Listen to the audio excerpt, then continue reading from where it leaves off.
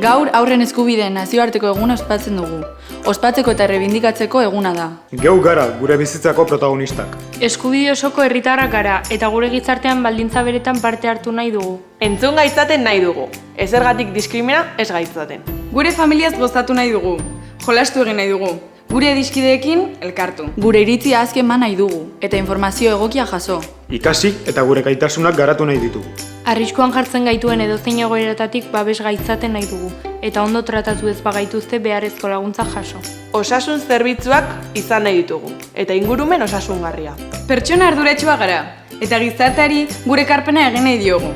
Horregatik, gure eskubideak eta haur eta nerabe guztien eskubideak defendatuko ditugula hitz ematen dugu.